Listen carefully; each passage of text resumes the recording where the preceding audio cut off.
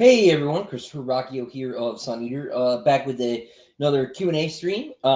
Sorry about the lack of notice again. It's hard with two small children in the house, as I say every time. And had a window, so I figured that I would take it. So here we are. If you are watching this for sort of the first time, there usually are not a lot of spoiler questions. If there are, we have means to handle it. Fear not. So you are welcome here. But yeah, please do leave your questions in the chat, and I'll be happy to get to them. Plan on hanging out for an hour or two at the most, probably. Got some time. So yeah. So I have update time, I guess, while we're hanging out. I have finished book 7 effectively. I got the page proofs in a couple of days ago. I am supposed to be reading it soon, rereading book 7 again, to sort of check for typos. But at this point, they pretty much have all been caught, or at least all the ones that realistically are caught by the proofreading process are going to be caught. But we'll see if we can squeeze a couple more out before the end. I got to finish that by mid-August, and that's like literally the last step. So everything is written, all the major editing is done. It is literally down to typos. All the back matter is finished. The pages are set, so I suspect we will be seeing the e-arc very soon. I don't have a timeline on that. I know a couple people, book blogs or channels have been asking. I just don't know exactly, but we'll have those very, very soon for everyone to see. I'm sorry about the slight technical difficulties there at the beginning. I was trying to get my good microphone to work, but for for the life of me, I can't. So you are on the less good one. I hope it's not too bad. But yeah, so that's where book 7 is, which is to say it is finished. Turn off that fan. That'll help. Don't really need it anyway. What else is going on?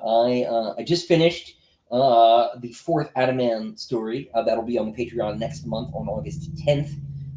It is called The Wages of Sin. It is the second longest one. It is barely shorter than Shrine of Lost Stars. So if you are enjoying those, there'll be another one exclusive to the Patreon in another couple of weeks. If you don't want to be a patron, you can buy the story, but it'll be listed on the Patreon.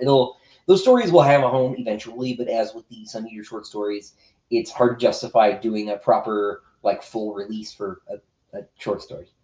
So once I get enough to put them together, I will. So. Yeah.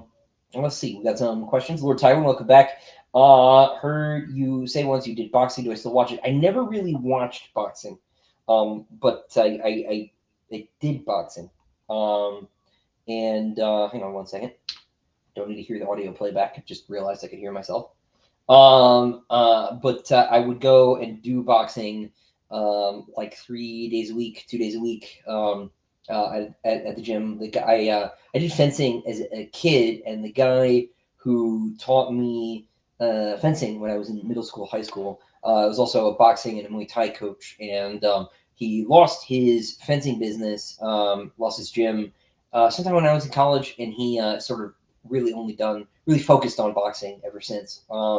And he teaches in town, and he comes over and he'll train me now a couple days a week. We've been doing that for about a month now, so I'm back at it finally, thank heavens, which is nice. Feels good. But yeah, so it was never really I was never watching the fights or anything. Never really kept up with that. So but I enjoy boxing very, very much. Heard about the Cosmos. What was tipping point that made me finally write it? Context on that question. I had said for years that I wasn't going to do a Skeleton point of view story. I did. There is one in Tales of Sun Eater 4, which has been out for a couple of weeks now. Thanks to everybody who has picked up a copy. It's called The Cosmist. And the thing that sort of tipped it is I had an idea. And it was with regard to how the story is told. I don't really want to ruin it if you haven't read it yet.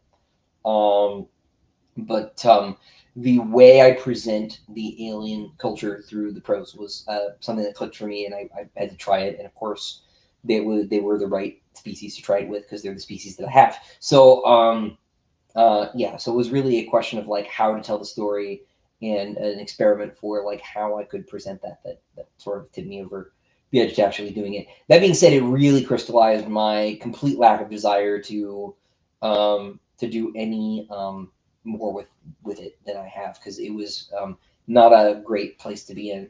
I saw someone call that story indulgent, and I really hope that person did not fool themselves in thinking I enjoyed any of it.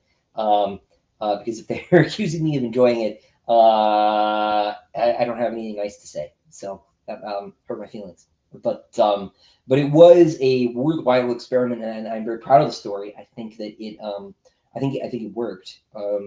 But yeah, it was sort of the technique for conveying the story. Definitely don't want to write a novel that way though. It was not fun emotionally. Howdy from Vancouver, Washington. Oh, hi, howdy, Isaiah. Really appreciate your willingness to engage with your fans and just being so generous with your time in interviews. It's not going unnoticed. Well, thank you, other Christopher. I don't think I think I think cynically it's been helpful. Like I think that's largely what what has helped make the series get visible. I've never, I think I've still never said no to an interview. I think I've delayed a few, often for months because I've just been too slammed. But I don't think I've ever said no, and I'm trying to keep that to a policy. Obviously, you know, if the wrong interview offer comes along, I'll say no. But yeah, so. Um, are there going to be arcs? They're going to be e-arcs. There will be no printed arcs. They will be posted on NetGalley. Not everybody gets a copy. You have to apply, and the publisher will determine whether or not they want to give you one. Any Anunnaki influence on the story? I read something about a lost race called the Anuna. That's a fictional in-universe thing, and that is a reference to the Mesopotamian gods, certainly. And the whole, you know, alien UAP UFO school of thought.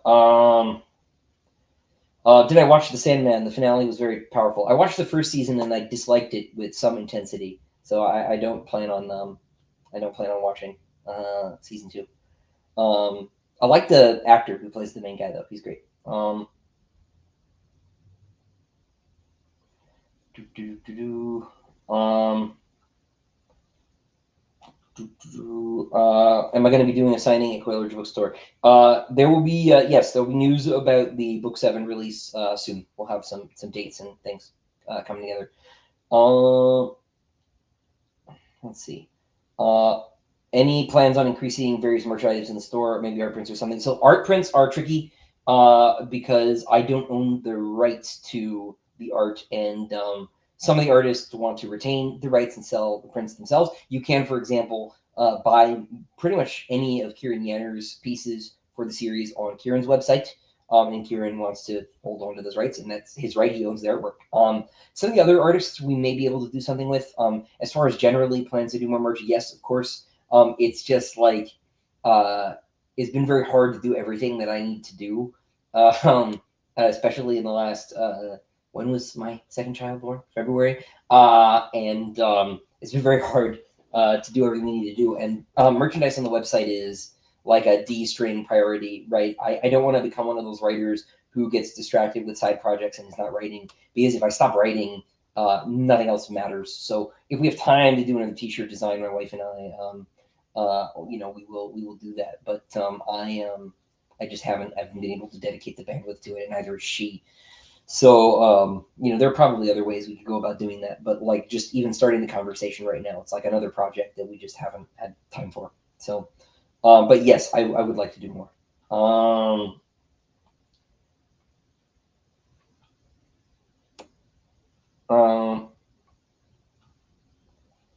A question about High Matter swords: do they pop out of the hilt? Asking as the flap in the artwork of Murdered Sun. Yeah, they do. They activate. Yes, there is a reservoir of exotic matter that's in the handle that, when a current is run through, turns into the blade. But it is not like it's not a laser sword technically. So, Sir Galahad, you noticed my Tolkien reference there? Yeah, yeah. I know it's like cool to dislike Neil Gaiman stuff because because of all that stuff, which we're not going to talk about. But like I never liked it at all. I never liked his stuff. So but I did watch the first season because it was everywhere. and I had a treadmill, and I needed to watch something, and I just, man, I did not like it. So, um, oh, when it comes to writing, knowing tropes versus knowing literary techniques, alliteration are both on the same level of importance.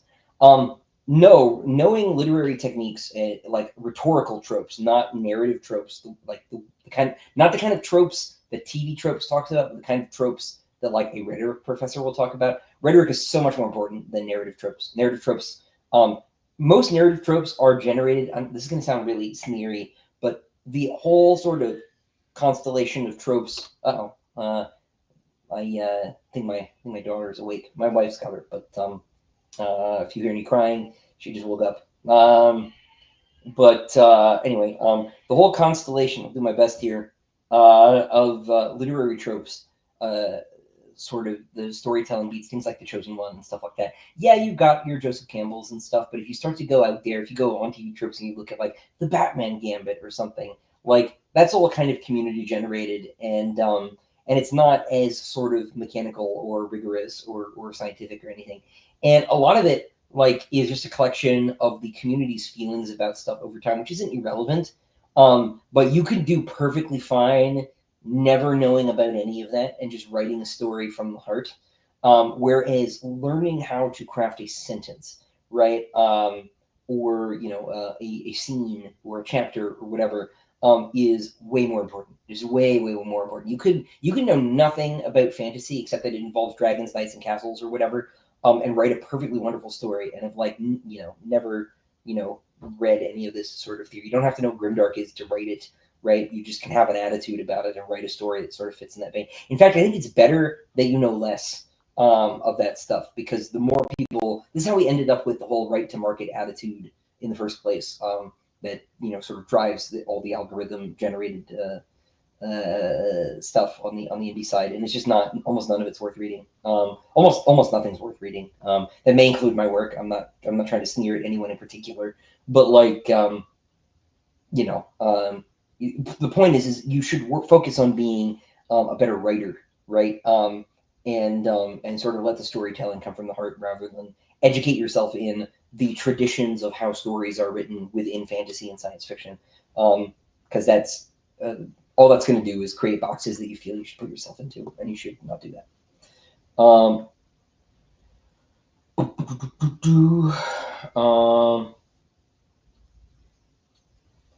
I'm long overdue to update my PC wallpaper. Some high-res Sun Eater stuff would be pretty awesome. Would that go through Kieran? Yeah, I would just ask Kieran, Jake, if you wanted something, because he controls those rights, and I have not posted anything that he is like not told me I can. Is the shirt just for YouTube, or do you have a closet full of them that you wear every day? I have a closet full of them that I wear every day. I just don't like thinking about what I have to wear. Any news on the Diamond edition of Howling Dark? We've made some progress. John Ballaran has turned in the last of his illustrations. I just need 2 more from James. The text, I'm done with the text. The text is with Casey, who may be in the chat. I think I saw him earlier. But he is copy editing it and everything, and checking out typos. Casey did not do the first book, so he's taking over now, and then it'll go to the typesetter. And by the time it goes to the typesetter, that's when we'll launch the pre-order. My hope is that will be sometime in August. We'll do the pre-orders, and so it'll be soon, because the Andromeda edition of Empire of Silence is coming along in August, and in September, and I don't want to step on Rob because I'd only be hurting myself in any case, and I don't want to compete with within a month at least with another special edition, because I know a few of you are double dipping too, so I don't want to hit you both twice. But it was supposed to be months ago, but then book 7 just was so difficult, and life was so difficult. There's a lot going on, and had to sort of pause things until one thing and the other could get done, and that was all to the good, because the artists just needed more time. So so hopefully next month we'll be able to launch pre-orders on that. At the time we do that, the book will be with the typesetter, so the pages will be getting laid out and everything. but it'll still be probably a couple months from that to printing, and then from there, it'll have to get shipped to me and then shipped out, assuming there are no problems. But I know a lot of what went wrong with the rollout of Empire of Silence, so that process should be smoother this time around. And I'm also going to have a company handle fulfillment, so I don't have to do that myself again. So, yeah, it should be next month. Is the short answer. Um, do, do, do, do, do. Really enjoyed Gutter Belly. Do you plan to write more stories in the tech noir genre? I would love to. I love noir stories. And Simon was really fun, and doing sort of a extra Solarian kind of crime story would be super fun. I think doing Imperial one would be also, I think, kind of fun. I love detective stories. Most of like the TV I watch. I don't watch a lot of TV at the moment, but I just love police procedurals and detective shows and things like that. So, I think it would be fun to do my own at some point, but in universe, I think it'd be cool. Will we ever get a short story, something about Hector? Yes. Yeah, one day. That was the most obvious bit of like spin-off bait I've ever done in my life. But yes, one day. I just don't have an immediate plan. I have some ideas, but I have to move into the next series pretty quickly to keep up with schedules, and it's not Sun Eater at all. So on book 4, and I've seen some interviews on my favorite booktube channels. What's my favorite anime, manga, and why? My favorite anime is Cowboy Bebop, which is probably a pretty standard answer. I love it because obviously it's science fiction. It's great, but like the thing that sets Bebop apart for me above most other animes that like every sort of dimension is a 10, right? The animation is a 10. The writing is a 10, right? The music is a 25 out of 10. Yoko Kanno is a genius. Just everything is perfect. And it's not one of those that overstays its welcome and runs for 500 episodes. It's very tight. It's very clean. Even the dub is great, right? And for a dub in the 90s to be that good, right? It just doesn't happen, right? Just everything about it is perfect. Watanabe is a genius. And then manga, again, a standard answer, but I love Berserk. I think that's probably obvious. And I could say pretty much the same thing. Everything about it is perfect, right? The art is incredible. The writing, the characters, and the conviction too, right? To borrow a term, right? On Mira's part to really tell these difficult and like often like over the top, like campily dark stories, but to really commit to the humanity through that is very hard. There are a lot of choices that he makes that I think most writers are cowards and would not make. And I have an enormous amount of respect for him, just for his commitment to his own bit, and for the sort of the seriousness with which he took all of that, right? Despite like Puck, being non-serious the whole time, but I think that's also an important component, and a distinctly Japanese sort of choice too. But no, I love Berserk. I don't have enough nice things to say about it. What short stories can I read before Ashes of Man? Am I good to read up to Queen of Mid Ashes and Volume 2? You can read Queen of Mid Ashes you can read Queen of Mid Ashes in Volume 2, but I wouldn't read Tales 3 yet or Dregs. Yeah, that's right. Way back when I was writing part time, did I have periods of time where you fell off writing and to get back to it? How did you get back to it if you did? I'm sure that I did. I don't have like a really specific episode that comes to mind. But writing is really like anything that you want to practice at, right? Like it's like exercise. It's like getting better at an instrument or something. There isn't really a trick, right? You just have to do it. And one thing that I found that was very helpful, sort of in general, I don't know if this was a response to an episode of my falling behind or whatever, right? But I remember reading Ben Franklin, and I can't remember where it is. Maybe it's in maybe it's just in a letter. I don't know. I don't think it's in Poor Richard's Almanac, but it could be. Where he talks about his day, and how he would get up and do work before he went to work so that his day wasn't about his job. And I find so like I my whole life I sort of had this idea that I was a night owl, right? And I would like throughout college I would stay up till like 3 a.m. and I would sleep until whenever class was, which is often like 1 o'clock or something. And then I would go to class, and then I would go wait tables, um, and then I would just stay up and work. And eventually you get a semester where that's not a choice, uh, and um, uh, and so I had no choice ultimately but to start waking up earlier. And I think really what did it was when I had my job, I had to be at the office at 9 o'clock. Publishing is a funny industry. I remember one of the first things I was told when I got the job was, Christopher, you need to understand part of your job is you're the guy who's here at 9 o'clock. And I was like, does that mean no one else will be? And the answer was yes, no one else is there at 9 o'clock. So I had to be there for the phones. And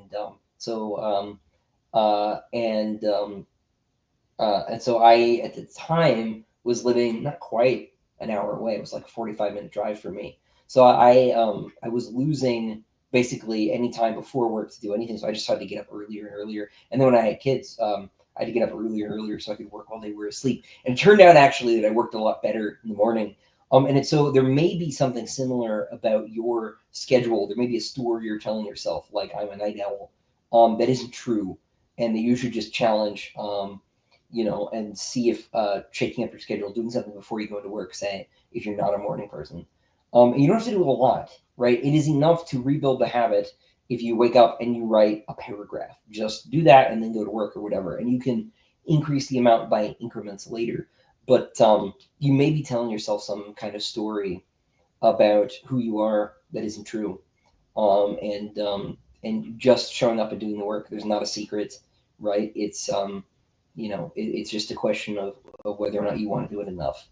I think that I'm someone who wants to exercise, but I don't act like it. Working on that. Trying to be better, to quote Spider-Man, but not quite there yet. So, but yeah, maybe try something a little different. Favorite Viadon? I mean, Uvalde was probably the coolest one. Will the ebooks for Shadows Upon Time be released earlier than the physical copy? No, they will be out on the same day, November 18th. Hey Christopher, what is my inspiration for Karan Sagar? He's such a cool character. I don't remember what like the initial like sort of thing was, but as far I'll tell you a piece because it's definitely like from a lot of different places. So Karn is not my name actually. He was the name my friend Marcus Gibson used growing up in all of the games we played. Like we played Fantasy Star Online or something, like that was his character name. If we whatever we played, game wise. And when I started laying things out, I asked him if I could use the name for uh, uh, yeah, if I could use the name for the character, and it is the sort of character he would have made up. Marcus teaches at Princeton now. He's a philosophy professor, and he stopped writing fiction. But I always thought his stuff was really good when we were kids. And this was the sort of character that he would come up with, sort of in terms of in terms of tone and vibe and stuff. So that's probably what the initial sort of thing was. But there are a lot of little pieces. Karn is very complicated and in terms of the ideas, right? So have I mentioned a Broken Binding Book 6? I have not, but Broken Binding Books 6 and 7 will be out next year. 4 and 5 aren't even shipped yet, so we have time. But they'll do them next year. Have I seen Superman or Fantastic Four? I have not. I'm not in a great hurry in either case. I think I've come to grips with the fact that I don't really love superheroes. I just really love Batman. And I think that's okay. I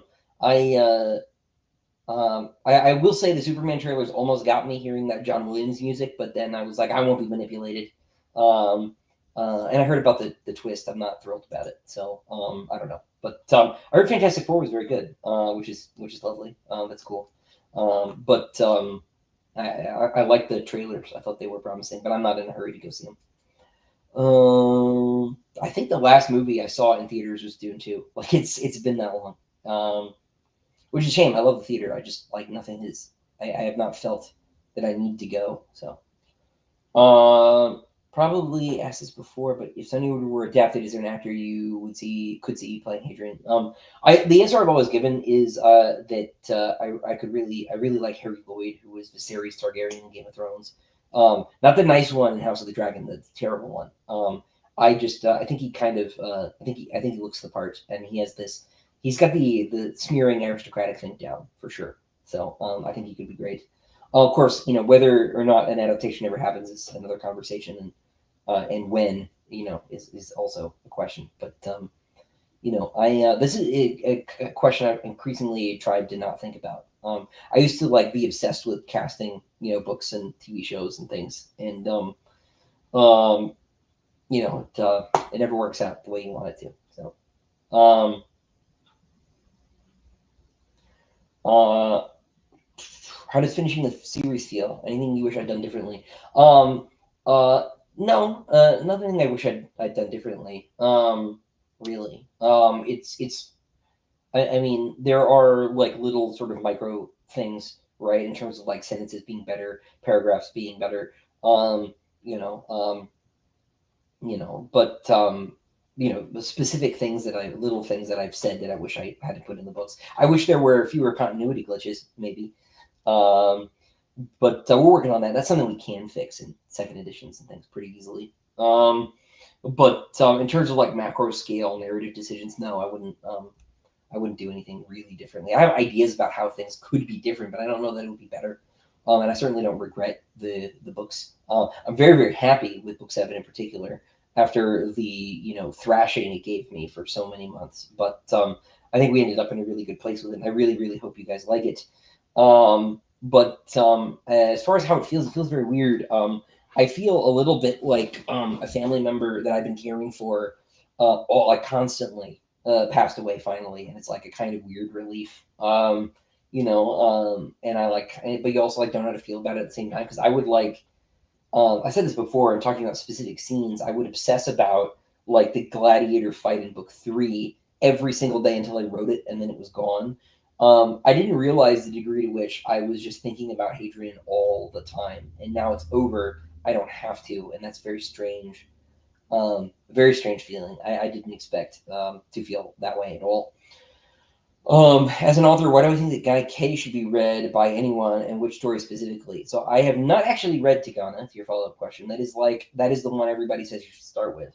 But it's a portal fantasy, if memory serves, and portal fantasies are just not especially exciting to me conceptually. There are exceptions, um, but it's always I've always sort of backburnered it for that reason. My favorite of Kate's books is Sailing to Sarantium, which is really a two-part. The second one is Lord of Emperors, and I picked that up because I love Constantinople so much. I love Justinian so much, and it's set during a fantasy analog of that period, and it has a lot of characters who are analogs of historical figures from that period, and if you're a history person at all, the reason you should read Kay is because he does his work in creating these fantasy worlds. He ties them very closely to ours, and that research is present. But if you're a fantasy reader generally, you should read him because he's a brilliant writer. He's a beautiful writer, and especially if you read a lot of fantasy, he doesn't do a lot of the normal stuff. Now there's still medieval fantasies, but he does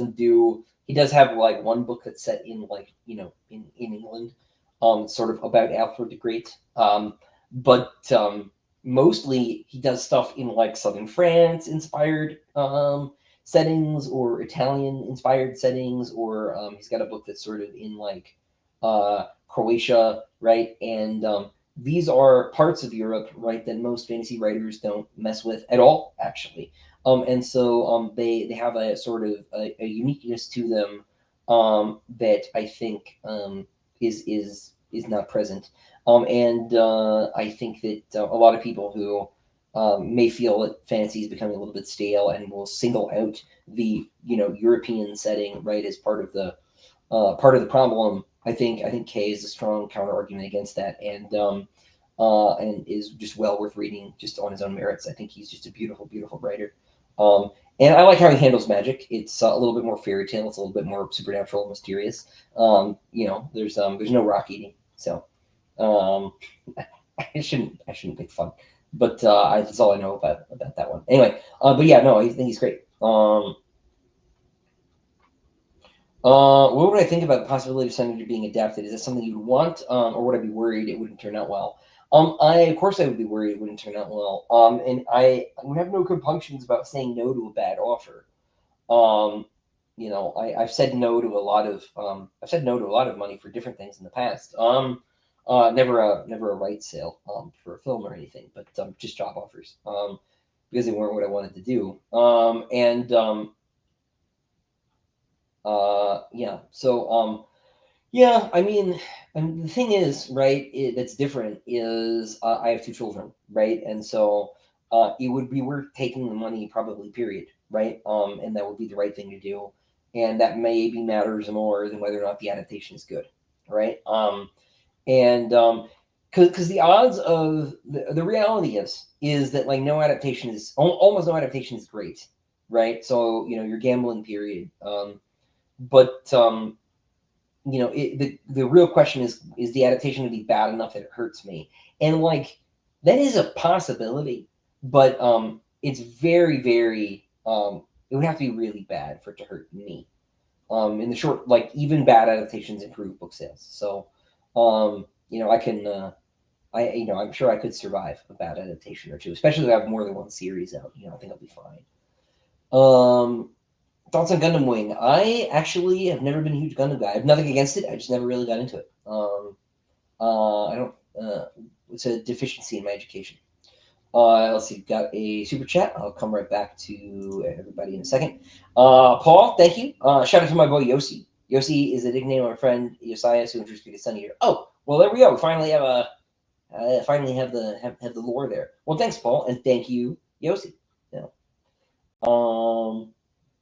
Will there be a limited number of Howling Dark Diamond editions, or will it be an open pre-order? It will be limited. I'm only allowed to make 1,000, as with Empire of Silence. I have a limited license to print the special editions, and so we will be number matching. So if you had a copy of Empire of Silence, or if you purchased rights, on like an eBay auction or something from somebody, we should have. We do have, the list we got from Kickstarter. We should have all of the changes from you all selling stuff on the secondary market. We're not really responsible for those rights transfers. You and the seller are. So if we get something wrong, that's actually on the seller and the buyer. But the people who bought book one have first crack, and they'll have a month to pick up their copy, and then any unclaimed copies at the end of the month will be quite summarily handed out to the public for grabbing. So once the pre-order period starts, there'll be a month, and then any unclaimed ones will go on the open market. But we can't do unlimited rights. We just don't have them. Have I ever been into Philip K. Dick's work? Yes, he's a genius. I've mostly read like his short fiction. I read a lot of them when I was in high school. I had a science fiction like English literature course, and we read a lot of PKD stuff because my teacher was such a big fan. I really enjoyed Imposter, which there was also like a movie of. Speaking of adaptations with Gary Sinise, Imposter was really fun. But like obviously, Do Androids Dream of Electric Sheep has been an influence, and I liked a lot of his later like zanier work too. No, he's great. He's great. What is the process for making a map for your fantasy series and having the publisher put that in the book? Maybe you don't have a map for the next project. I don't have a map yet.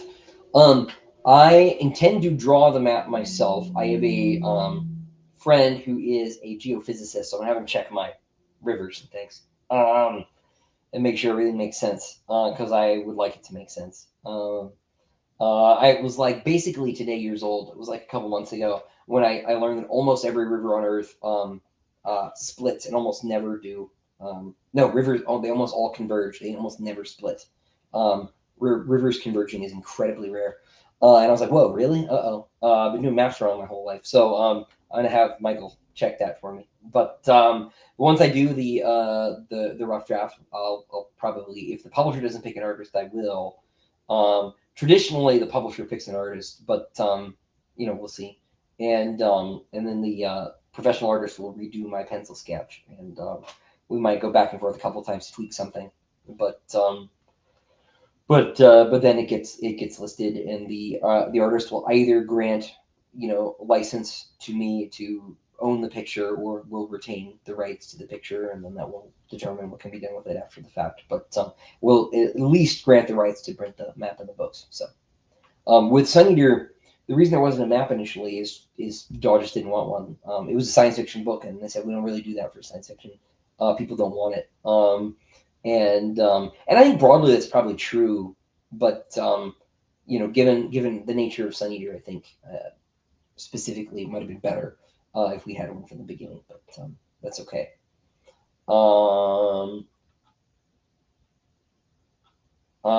TikTok, I couldn't possibly answer that question. Sorry. Wizard Born, how do I settle on a character and make them feel real? When I write, characters seem cheap and their motivations seem hollow. You're definitely being too hard on yourself. You're being too hard on yourself. That's not to say that you probably couldn't do something better. I certainly could do better than I do. But you should take a deep breath, and especially Wizard Born. Let me ask you a question, and we can move back to it when we get there. But have you finished anything? Like, I don't mean that to sound judgmental, but like, have you finished a short story? Have you finished a draft of a book? Because you really shouldn't try to evaluate these things until you finish something. And so if you're struggling with something like this in particular, write a short story, right? Here's sort of a homework assignment if you want to accept. Write a short story. It does not have to be very long, but make it at least like 5,000 words. Try to write like between 5 and 10,000 words. Don't put too many characters in it. 2, 3 is enough, right? And focus your first time. Just focus on the bad guy, and try to not make the bad guy a cartoon villain, right? They need to be evil, right? But really, I want you in writing it to think about them as the hero, right? Why is what they are doing good? Not just to them, but like make a strong, compelling argument for whatever it is the bad guy's trying to do in your story. And just in trying to do that, say you've got someone who like give them something that makes them virtuous, right? You've got a villain who, like, maybe this is sort of, I've done this spiel before, but like make your villain personally courageous, right? Or like very loyal, right? Or generous to his underlings or something, right? Something that would surprise the reader, right? Because we have a temptation to think of villains as bad people, right? And they are, but that's not the whole truth, right? And even when they're good does not outweigh the bad that they're doing, right? The good that they are capable of, right, dimensionalizes them as a person. You don't have to do this in reverse, right, with the good character, but do that with the villain first, right, just as an exercise.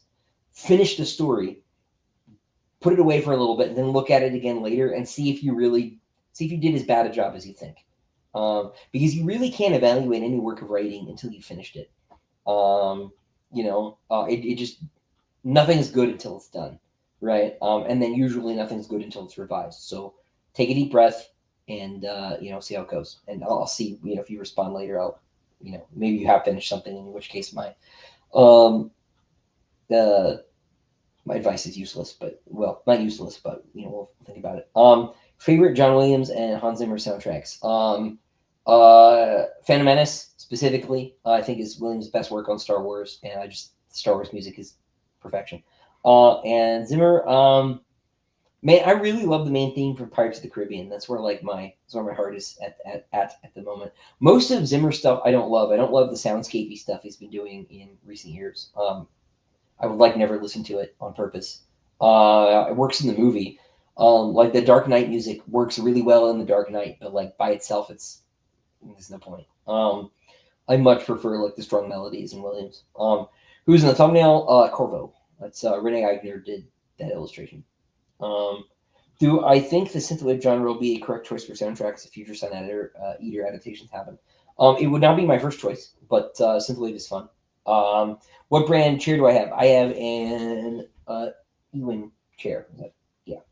Oh, I think we're flipped. I didn't realize we were flipped over the y-axis there.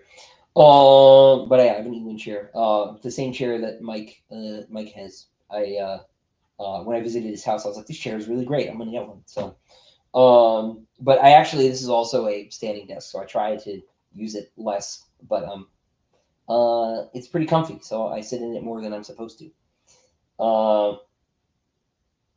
Any plans for book tours in the UK? I'm afraid not, Rahul. My UK publisher has not made any noise about flying me over, but one of these days, I would love to go back to Europe. I haven't been in half my life at this point. But yeah, one day. What is my approach to writing character monologues or first point of view writing? I think you have some of the best character monologues ever. That's a hard question for me to answer because it's, I just don't know where to start. The thing that's in writing is that like everything is characterization, right?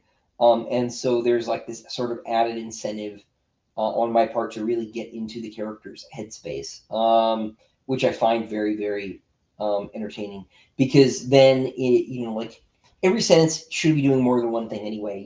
A sentence should be world building, right? But it should also be carrying action and it should be developing a character and like it should be conveying mood to the reader, right? And maybe it touches on the theme. And if you can get them to do every sentence to do everything at once, maybe your book is perfect, right? It's one of those sort of platonic ideals you kind of can slide towards asymptotically. But and in first person, like just by nature of the fact that it's first person, it helps sort of bring those things closer together. Because if your character is monologuing about descriptions, then he's the kind of person who would do that, and that tells you something about that guy. And if he's not, then you like, how do you convey descriptions without rambling, right? Like you have to like make these sort of more pragmatic, conscious choices. And I think first person forces me to think more deliberately about everything. And I just enjoy that because I am a very sort of auditory writer. I like speak everything out loud, kind of like mumble as I'm going, and so the voice and the format sort of support that.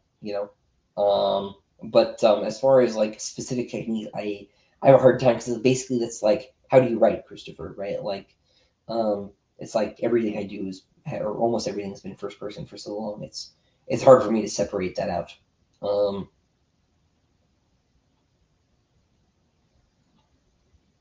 um, this is a similar sort of question from Vishrud here. How do I determine which deaths to make sudden versus foreshadowed, or dramatic or hollow, or painful versus peaceful? And the answer is it's really a case by case sort of thing, and I don't worry about it that much. The important thing, right? People. There's sort of this almost kind of romantic notion that it's like fun for writers to kill characters. Like, why do you hate me, Christopher? Why are you traumatizing me like this? Right? I think that like the conversation around like Game of Thrones has sort of pushed us in this direction, right? And it's just like this kind of gladiatorial kind of carnival of violent delights, right? In reading books like, oh, I killed more people than you, right? Um and I don't think about it that way at all. Like it's not fun for me to kill characters, but it also doesn't upset me. Like they're characters, right? I made them up. I'm in control. Except when I'm making creative decisions that like I don't have a choice in making, right? Because it is what makes sense and it's what would happen, right? Then I'm not really in control, except I still set up the parameters, right? Like it's my project, right? I'm not one of these writers who's like, and the characters just took over, right? I just don't relate to that way of thinking at all. But I do like want to do the work and the characters and the story, the dignity of my best work, right? And so these sort of choices will present themselves, usually in outlining, but sometimes things will happen in the writing and be like, oh, you're gonna die today, right? Like, and there's just a very clear sort of feeling. It's like my conscience almost is like, this is the right choice. You need to do this. You need to do that. You need to not do this thing you thought you were doing. We're gonna have to rethink the outline, buddy, right? But this is clearly the right choice. And when that voice comes along, right, like I always just listen to it. I figure it worked for Socrates, right? And as far as the foreshadowed ones, really are just the ones that were like in the outline, probably more, and the shocking ones are probably the ones that weren't, and just sort of realized it was the right thing, and and just sort of handle this stuff on a case by case basis has just kind of been the right move, I find. So I wish I had a better, answer. I think I missed a super chat while I was rambling. Yeah, was it born? Thank you for the super chat. Great advice. Haven't finished anything besides singular scenes. Homework assignment accepted. Thank you for taking the time. Yeah, try to finish that story and then see how you feel. I think that would be a good move. Just it's a lot easier to see how you did when you could see the whole piece. It's like you wouldn't critique an unfinished painting, right? And Yeah, I'm sure painters do, right? But like we would be like, well, Leonardo didn't finish this one. Like it looks pretty cool, I guess, but like, it's hard to listen to like an unfinished piece of music. Maybe that's a better analogy. Um,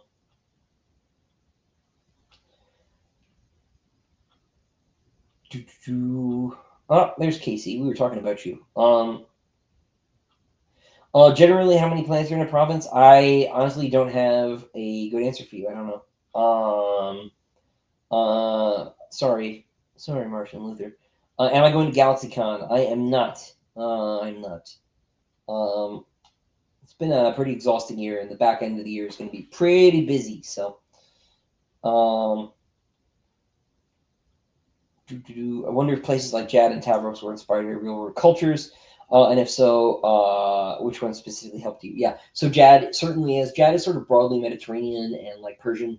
Their language is sort of Persian and Arabic with some like Greek and Italian and Spanish in there. But they are like mostly Persian in terms of their cultural touchstones, I think.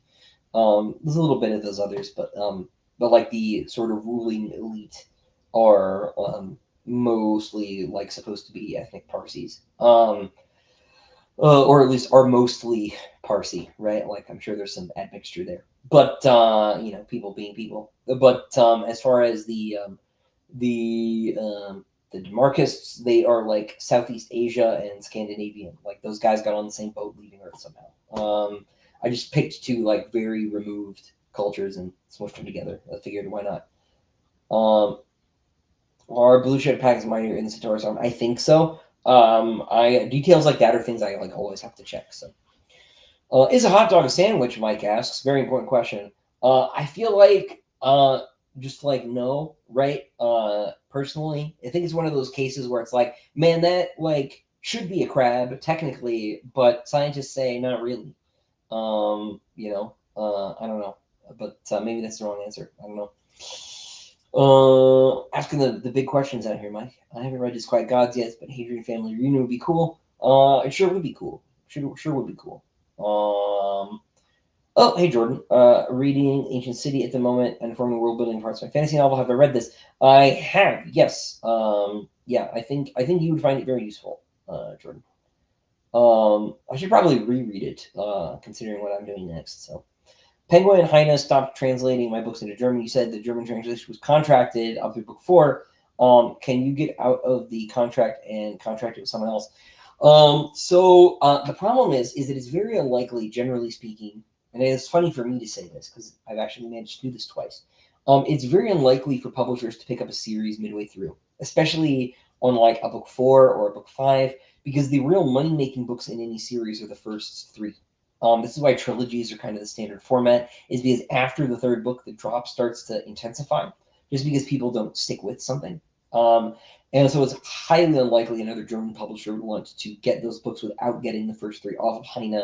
And I don't know what the sales look like in Germany. I would assume they're not very good since they didn't continue. It might be the case that Heine is still too much in the hole for those first 3 books for them to consider continuing, which is very heartbreaking for me. But there's very little I can do, to be honest with you, Rocky. Now, I will say that there is some hope, right, in that I am currently starting work on the next series. And if the next series gets translated to German, it could do better in Germany, and that might cause expanded interest in Sun Eater because the new thing is doing well. That'll probably be the thing that can move the needle. and that won't change for a couple of years. There's still some hope that they'll do the fourth book since they paid for it, but it might be a lost leader for them at this point. My understanding is my urban sales never were very strong. Um, I don't intend to write a Christmas album there, Martian Luther. Love your books, Advance says. What is my favorite Brandon Sanderson book? I have not really read any of them. I know I've read like 3 chapters of Elantris, and that was like 15 years ago, and I just didn't stick with it. So I don't have a favorite one. When am I coming to London? I don't have any plans, but I would love to. Can an object or a place be evil? The One Ring is evil. Yeah, that's a good answer.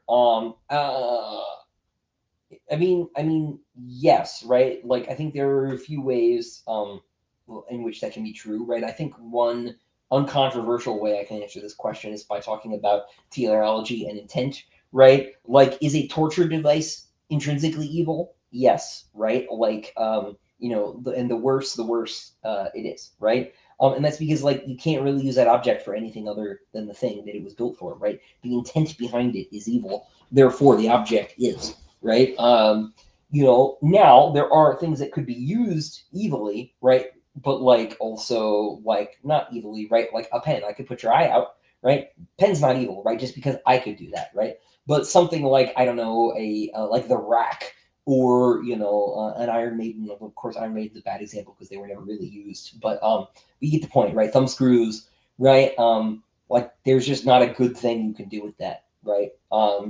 You can imagine, for example, certain files on some people's computers, right, are intrinsically evil. We won't talk about those, but like, there's like not a good application for that stuff, right?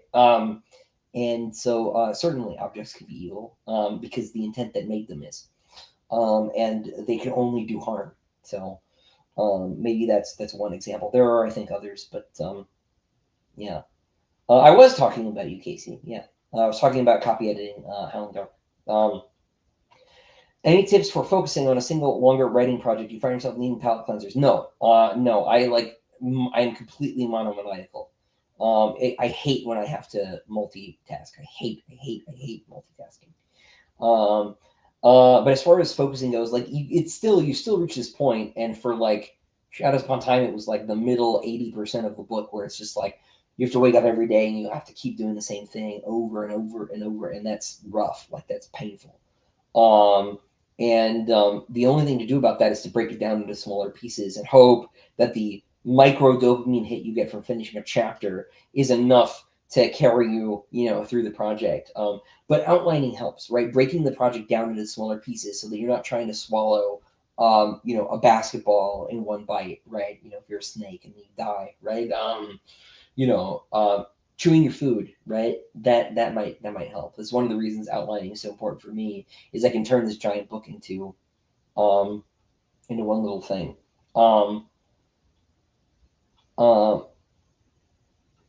So yeah, hopefully that helps. Surely Shadows Upon Time is all done now. Yes, it is. Diamond Edition for Howling Dark soon. Yeah, probably next month. Probably next month is the plan. We'll just make sure. I want to get things sort of close to production before I take your money. That's the plan there. What do I think of the truism? Everyone is here with their own story. So we talked about this a little bit earlier. I don't think that's true. I think there are people who know, if you read the manifestos of school shooters, they know that they aren't good guys, right? If you look at interviews with serial killers, they know, right? There are some that don't, right? So let Mike's question up. Let me change it. They know what they are, right? And they are either happy with it or aggrieved with what they are. But I do think that there is a category. So I think this is not a truism. I think it is true sometimes, right? And I did just present this to Wizardborn here as like a writing exercise, because it is useful to it is useful as a means of dimensionalizing your villain as a character. But I also think sometimes it's not put strongly enough. I was saying earlier, your character, your villains need to be objectively virtuous in some ways too, right? That makes them more compelling, right? Even if they're actually evil, right? Making them objectively virtuous in some way makes them more compelling. The example I always use is courage, right? I played Metaphor Refantasio, and the villain is like this sort of Nietzschean Ubermensch who wants to create a world where only the strong survive because that would be fair, right? But his vision of fairness is so compelling that it like motivates people so strongly. And he's like this close, right, from the good guy who wants to create a world that's fair, because it's kind, and the way it's presented, it more nuanced, right? Like is sort of like about how sort of actually the idea of fairness is kind of neutral in this way, right? It's like, what do you mean by fairness, right? And it manages to tease those out, I think, in a reasonably compelling way. But the reason it's compelling is because the villain is like he's just downright charismatic, right? Like the vocal performance is great, but he like you go to fight him with your whole party because it's an RPG team, right? And he's like, that's fine, I can take you all, do whatever you need to do, I've got it, right? um and it was just very like you generate a lot of respect for his character in that moment, right? You don't need his tragic backstory to justify his actions, because he's justified himself with his character, right? And I found that just really arresting. I thought he was great. I really love the game broadly. I think a BAFTA for writing is maybe a little bit too much. I didn't think that it was really that deep, but the characters were really really good, really really good, and he was my favorite one. Um, so yeah, so some thoughts about that. Give me advice on the streams for 10 months, and I wanted you to know it has not gone to waste. I'm 48,000 words into my novel. Hey, that's awesome. Congratulations. I'm glad I could be of some help. I've had the pleasure of ordering Murdered Son from Enda Rina. Excited for less from them. Any word on cover reveal? Very soon. Very soon. Um, Reading Disquiet Gods. I have a feeling Alba's glasses, shining some scenes might have been inspired from anime. Also, my mocking the metric system was so funny. I do hate the metric system. It is terrible, and all of the arguments for it are silly. Except that having a standard scaling, like that's fine, right? But it being 10, the same math nerds who tell me this is a good idea tell me we better if we use base 16. And you know what is base 16? Anyway, but certainly yes, the glass thing is an anime move for sure. I know you're more of a Dio guy, but am I a fan of Ozzy's at all? Yeah, of course, right? Like who's not a fan of Ozzy? I think Dio was objectively the better vocalist, but Ozzy, I'm going to sound like every other sort of person who's said this before. Like nobody sounds like Ozzy, right? The thing that Ozzy had, because he didn't have like great range of control or anything, but he was so distinctive, right? Automatically that that's him, right? And like the number of people you can say that about really is pretty few, right? And he just, his sort of blues styling and everything was pretty unique, right? Pretty special in sort of the metal landscape. And like, man, what a way to go out, right? He like basically got to go to his own funeral. That's so cool. And it was like it was a pretty awesome show. It was that's how I'd want to go out for sure. Um, yeah. R.I.P. a legend. Sorry if this has been asked. Will there be more Diamond editions? More in the sense of, will there be the next books? The answer is yes. We're working on book 2 now. It's just taken forever for us to get everything together for book 2. It's a long story. Most of it's not worth ever telling anybody about, but things have been moving slow. Mostly it's my fault because book 7 just took 110% of my attention. At least of my attention that was not taken by my family. But as far as will be more copies made, I hope so. Basically, sorry, I got distracted reading a question. Am I able to tell us when I'm starting to plan outlining the next series? Got to enjoy the hype for Shadow Upon Time, but also excited for the next thing. I'm working on it for sure, like already. Why do I mock the metric system? Because I hate it. Because it's terrible. It is the invention of goofy French revolutionary people who tried to do the same thing to the calendar, and it didn't work. And I think that almost all the arguments for it are copium. I much prefer I much prefer non-decimal measuring systems. For example, pre-decimal English currency, there used to be 240 pence to the pound, which would allow you to divide it into thirds.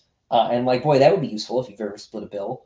And 10 just doesn't factor as well as 12 or 16. It for practical things like measuring weights and measures and money, being able to factor and divide in more ways into round numbers is superior to using decimalization. Now, having like regular scaling across all units, like that's a fine thing, but that's the only fine thing about the metric system. I, I, I just and I just don't like it. This is like maybe like I had this whole I did this whole rant when I met Ryan Cahill last year, and of course he's an Irishman, so he was just like looking at me funny. I'm sure you are right now too, Ribble. It's like what? But no, one of my favorite historical stories is Jefferson had purchased a set of metric weights and measures to get brought to the U.S. and some pirates took them, and so we were spared having to use the metric system by piracy. Oh, it's never tried again. But I tend to dislike everything that came out of the French Revolution because it's like it's the worst. So,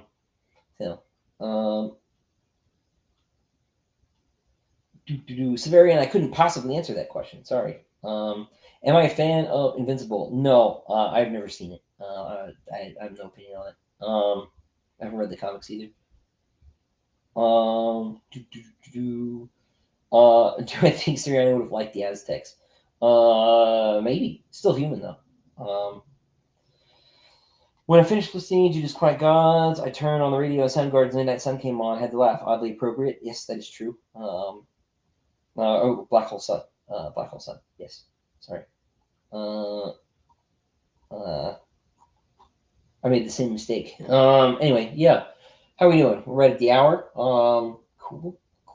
Ran out of chat already. So Christopher's metric take is, of course, incredibly based and objectively correct. Thank you, Casey.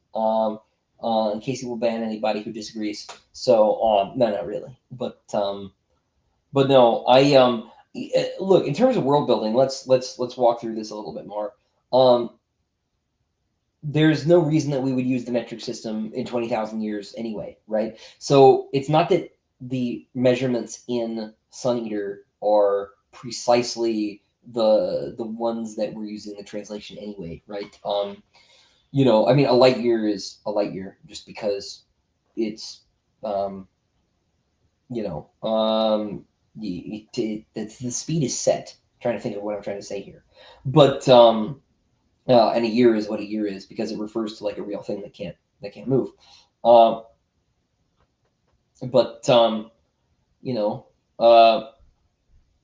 Anyway, yeah. So they're not using either the conventional system as used in America, which is already not the same as the conventional system that still sort of lingers in partial form in, say, the UK, right?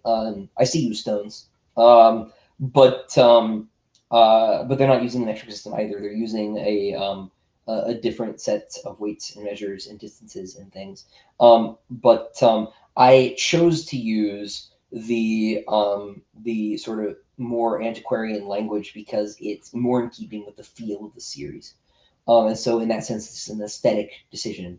Yeah. So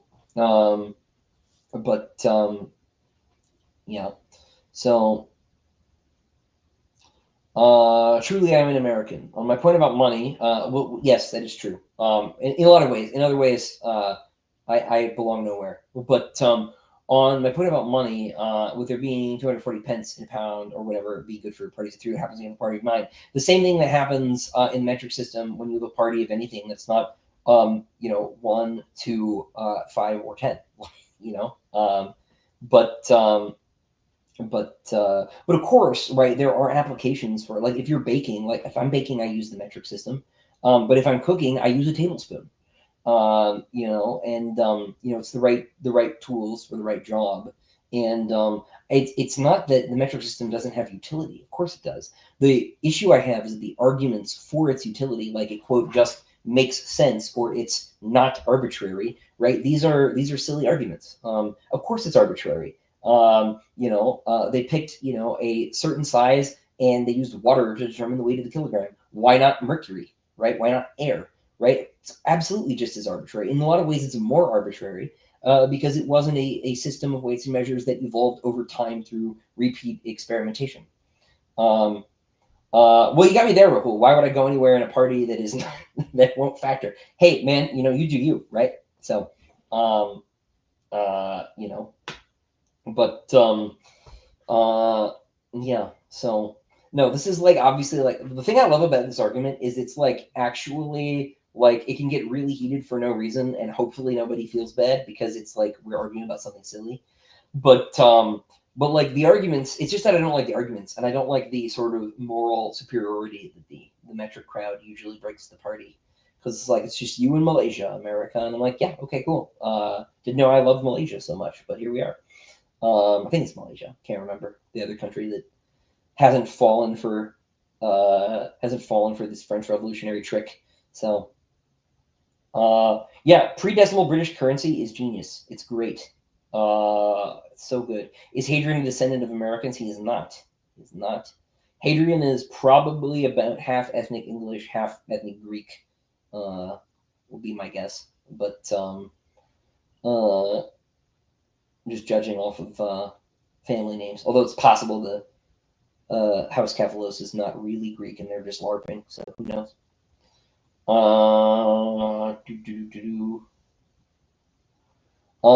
Would you say Hyperion by Dan Simmons is pretty good fast read, or does it take a while to get through it? It is not a fast read. It is very, very good, but it is not a fast read.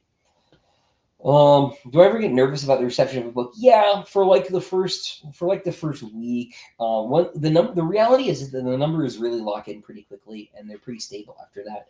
Empire of Silence has been flirting with the 3.9, 4.0 line for years, and it's never fallen down that cliff. That's sort of how stable these numbers can be. So and increasingly though, I haven't had to care because everything has been so positive, and I hope. I feel like I've been doing the same process and putting in the same amount of work. And so I don't have a lot of anxiety about that just because I know that I'm not cutting corners. And I mean, I could be surprised. But, you know, yeah. So I don't worry. I don't worry too much, I guess is what I'm trying to say. But of course I do. But I actually haven't been thinking about it that much at all. I'll think about it a lot more in November, in the last couple of weeks, or as the first reviews come out or something. I get nervous when I see, especially a big booktube review has happened. It will take me days to click on the thumbnail and finally see if it's okay. And if I know it's not okay going in, I just never listen to it because I really don't need. I don't need to get spun out by someone's opinion. If someone doesn't like the book, that's fine, but I don't have to suffer through it. So, I've never thought about Sealson and Sleep. I imagine it's probably somewhat more than we do, I would imagine. Apex predators being what they are, but I don't know. To be perfectly honest with you, it was never relevant. What is my favorite decade of music, and is it actually getting worse? Or I'm getting old. I do think it's getting worse in the sense that fewer people are actually making it, right? Like at the top end of the chart, it's a lot more sort of corporatized and processed. Not that was that was always true. There are always songwriters, right? But everything does feel increasingly, even if it's not worse, it sounds the same. As far as decade of music, I mean, probably sometime in the 1800s, right? When was Mozart around? But I listen to a lot of 80s music. Myself personally, in terms of rock and stuff. I think that's when rock peaked, but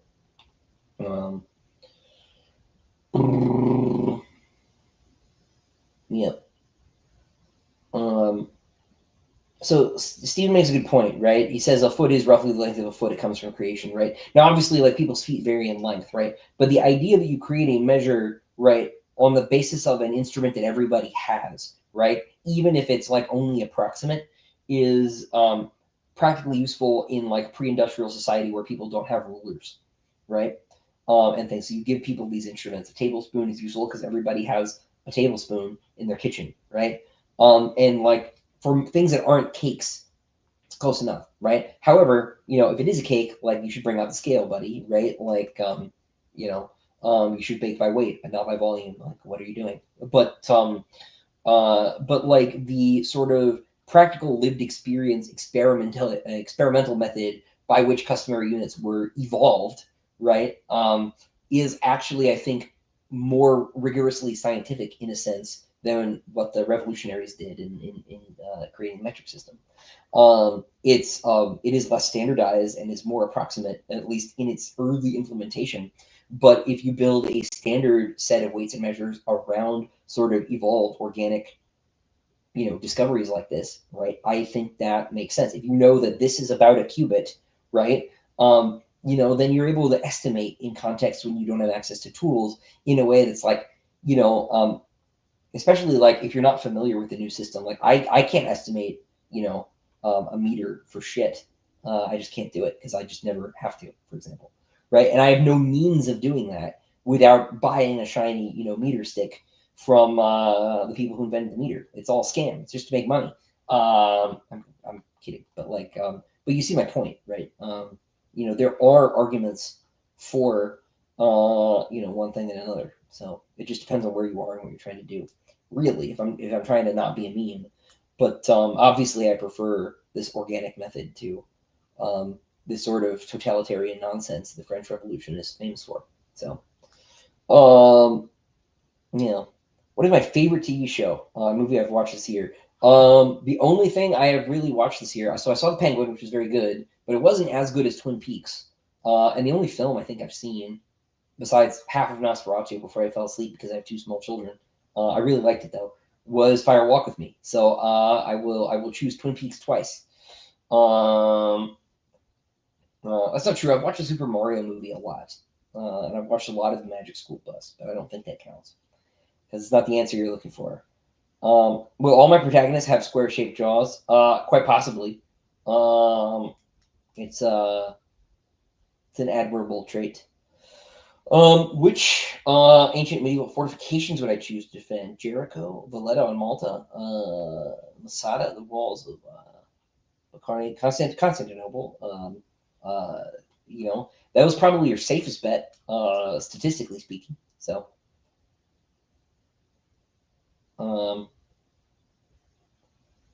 Rahul, I'm glad that I could help you. I'm glad I could help you. Yeah. Hadrian mentions human monsters throughout the series. At what point do you think a person could be called a monster? Man, that is a whole stream in itself. I don't want to dodge that question, but I'm not sure I have the brain for it at the moment. Because that line is a little bit blurry and shifty, and I may be out of time in any case. No, okay, everyone's going to sleep. Never mind, I do have time, so that's good. Cool. Sorry, my wife texted me.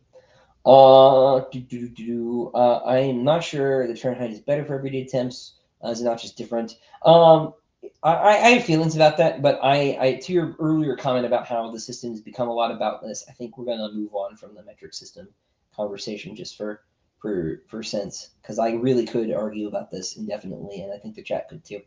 I know Casey can. But do I like westerns at all? I do. There's a similarity to Batman in those characters. Having Animal Travel comes to mind. No, absolutely, right. No, I do like westerns.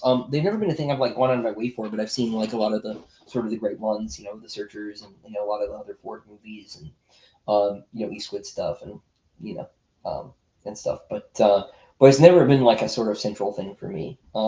As much as I do like the cowboy sort of ethos, right? I don't like sort of late 19th, early 20th century settings just because it feels too close to my world, and I like fiction to get away from my world and my time. I always joke when I play Civilization that once we hit the modern era, the game's over. I don't want to play anymore.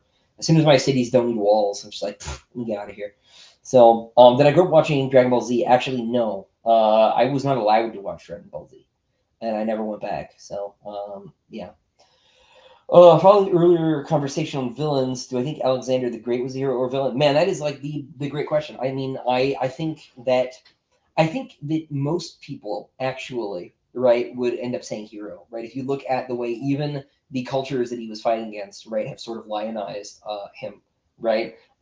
There was in sort of like the biography, historiography of Alexander, there have been broadly like sort of three phases, right? There the early phase in sort of Western history about him, right, was like very romantic, right? And then there was sort of a more like realpolitik phase in the sort of the early 20th century.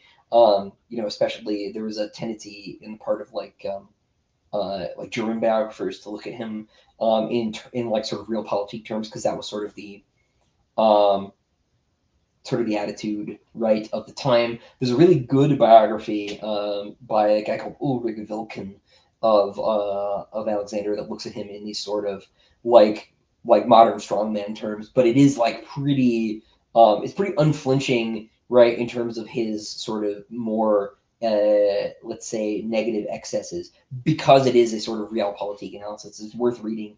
It's like a 100-year-old biography at this point. And it's you know you have to unless you read German, but it is very good. And then more recently, the modern scholarship has just been very critical of him, right? As you know, just you know the usual pablum about you know expansion and imperialism and so on and on and on. It's like tough. That's human history. You know, get over it. But if you look at like his individual character, right, he has exactly these virtues we're talking about, right? He is incredibly personally courageous. Like all the sources agree on this, right? He's also like definitely one of the best military commanders of all time. Now, Cassander plays a role in that, right? His father plays a role in that, Philip of Macedon, right? But he like unquestionably is a military genius, right? I mean, he's also a character of like again great personal virtue. It's not just courage, right? But like it is sort of you know chivalry, right? You know his treatment of Porus after his victory was at the Hydaspes in India, right? Like he like folds the Indian kings. He takes you know he's beaten into his command structure, and he's able to do this and sort of model the emperor, right? And pretty well, right? And it is ultimately like actually his cosmopolitanism that does him in, right? Because his Greek and Macedonian underlings don't like how Persian he's becoming, right? How Persophilic. And this is probably if he was poisoned what got him poisoned. Certainly was causing friction with his Greek and Macedonian underlings.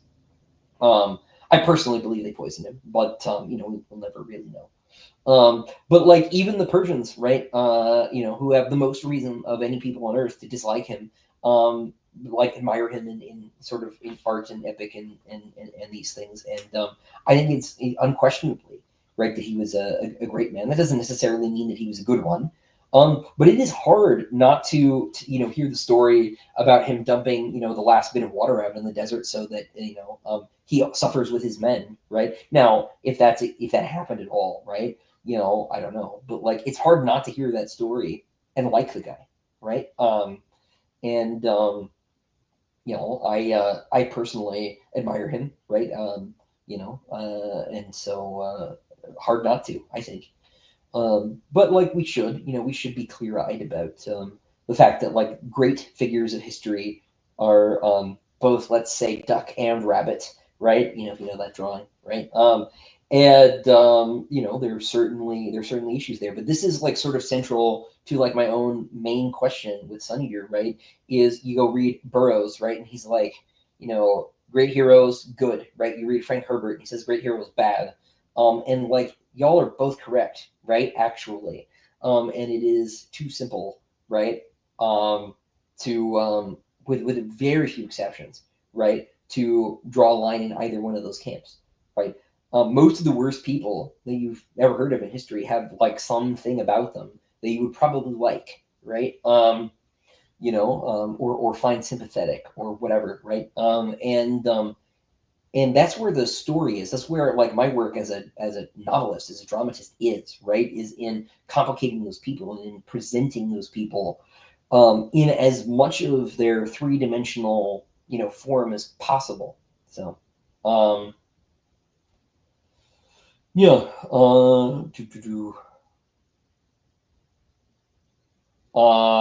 Is the game Hadrian plays in Burgos essentially chess, or could it actually become a board game? I think you could probably make it a board game. It's based on chess. In my head, it's on hexagonal tiles, so that you've got more directions you can move in. Well, I guess you don't have more, but like, I don't know. Maybe you do. But the hexagons are cool. And the idea is that the individual tiles can be raised or lowered to create terrain, and that you could do that instead of taking a turn in certain ways. And I don't have the details on how that would work fleshed out because I'm not a game maker. But like as a concept, I think that would be cool, and maybe somebody could make that. And if you're watching this and you think you can, I would love to know about it. But you know, but that's sort of the idea. But I'm sure that like as described, there's some balancing issues with it, and or whatever. So this is not my yeah. Not my area. I am in this respect only an ideas guy, but yeah. Because I was older when I saw Cowboy Bebop. So I remember I would have been in like kindergarten, first grade when DBZ was getting really, really popular, and I'm the oldest kid, and my parents were very careful about what I was allowed to watch until a certain point, and that certain point was like around the end of middle school, and at that point I was no longer interested in DBZ. Like the time I think for me to catch that would have been first, second grade, not like eighth. And when I was allowed to start watching Toonami shows, um, and sort of branching out, I ended up uh, going in the Cowboy Bebop direction. So it's a question of time. Is Lieutenant Gymnasia descended from Georgians? Yes, there are a lot of Georgian names. I like to pull from Georgian and Armenian names because they're very hard for English speakers to place, and they're both they're very cool languages. So I like to borrow from those. Um, I've said this before, Brian said, but you guys have like the coolest alphabets I've ever seen. They're so cool. That's a silly thing to just say they're so cool. I'm sure to you they're just normal, but I think they're awesome. So. Christopher, let's have it. Give the deets on the fantasy series. Don't be greedy. I have to be greedy. I'm under orders not to tell you anything. Specifically, Samuel. They said don't tell Samuel a word on the live stream. Yeah, I'm not allowed. Not allowed. Sorry. My publisher cares now, which is lovely. But you know, yeah, they asked me not to say anything. You'll hear about it before too long. But like, there's still a whole book 7 in your future. So, uh, but yeah. So yeah, no, that was in the memo, Samuel. It said do not tell Samuel. It was in red. So but yeah, no, you'll learn about it soon. But let's let book 7 get out there. Y'all read that first before we start getting everybody prematurely excited about stuff they can't have yet. So I have like not even started the formal outline yet. So not even started the formal outline. So I'm in like the early like figuring out names phase of things. So it is premature in the extreme. Uh, uh, I would love to do posters and displays. I think I mentioned this may have been before you signed on, Rahul, but I don't own the rights to most of the artwork. So I can't actually do them. I might be able to make agreements with some of the artists. Some of the other artists have already made it clear they want to retain the rights to the work. You can, for example, go buy prints from Kieran Yanner on his website, and he's got not just the main covers, but some of the special edition stuff he's done for Andorita. You can purchase there too.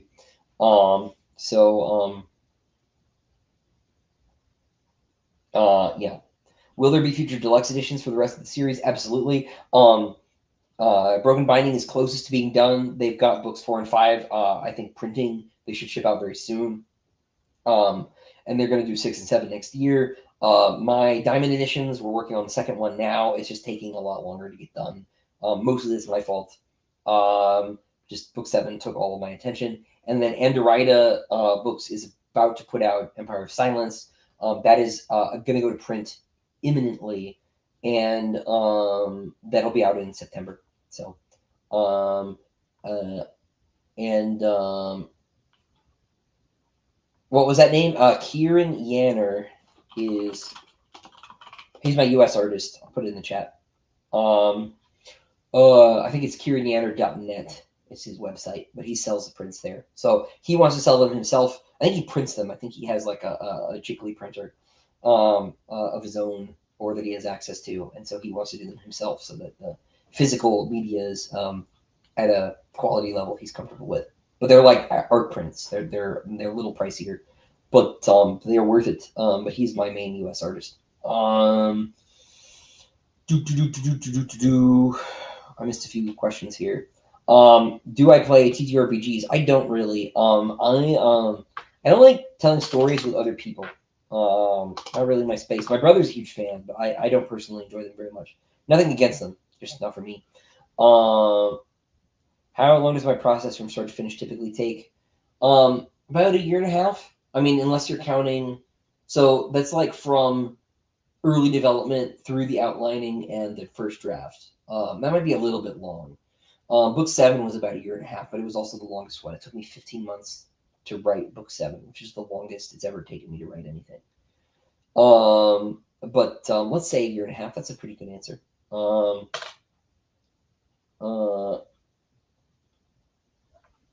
there be official details on a book 7 release party or tour? There will be, but not today. But there will be news soon. Marjorie, sorry if this was asked, but I just joined.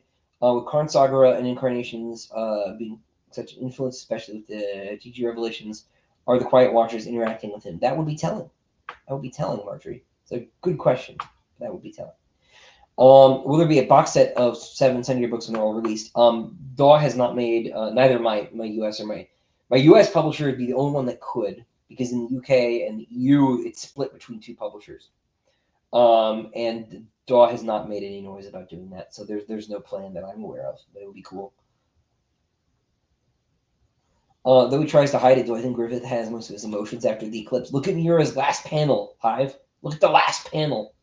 The real last panel. I think Maury's stuff's been pretty good, actually, since Mura passed, but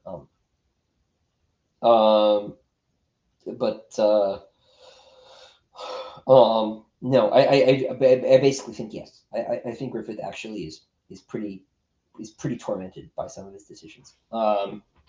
Not enough, but I have thoughts about the ending. I won't get into them, but we will see. Any plans for Sunny to get a live action adaptation? No, there are no plans. Nobody has made me an offer. No money has changed hands. I haven't even talked to anybody. I'm gonna turn this fan back on. It's hot up here. I hope it's not too loud. If it is too noisy, let me know and I will suffer for you. But it is a little toasty. Do I have a non-compete clause in my current contract? Yes and no. My publisher has first rights to look at the next thing when I write it, so I can't really even pitch another book series to anybody until I've written this one, because they get to look at the next thing. But I can do whatever I want with novellas and short stories and things like that, and I can do whatever I want with stuff that's not books. My agent isn't even entitled to stuff that's not directly based on any of my books. So I have a lot of freedom in certain ways and no freedom in other ways, and that's fine, because the reality is I can't write 2 books at once. So, like, the fact that my publisher has first rights to look at the next thing does not matter, because I can't possibly do anything about it. Were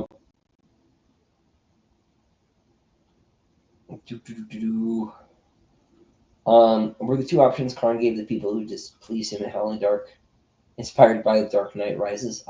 I don't recall. It's possible, but maybe. Will I ever see an outline or physical encyclopedia of the Sunday universe? I would love that to happen. But I don't know. Victor just finished King of Death and is paired with Dark Age for my favorite book I've read this year. Well, I am very glad. Greetings from Spain. Greetings to you, sir. I haven't read Red Rising yet. I need to at some point. Everybody here needs to go back and do a readathon. Books 1 through 6 and pile up all those little details. It makes sense. I recently did, so worth it. Yeah, I'm really glad to hear that the series is holding up on reread. I know a couple glitches have turned up, but we'll get those out when we revise the books. What was the reasoning behind changing audiobook narrators? Uh, Availability. So we're talking about the UK audiobooks. John Lee did the first one, and then he was on stage. He was doing Twelfth Night. He was playing Malvolio, which is awesome. I so wish I could have seen that. I love John Lee. And he's perfect for Malvolio. And he was just too busy, so they had to get another guy. And then I don't know why they changed after. Are there 3 or 4 in the UK audiobooks? Because eventually they just start buying the US recordings.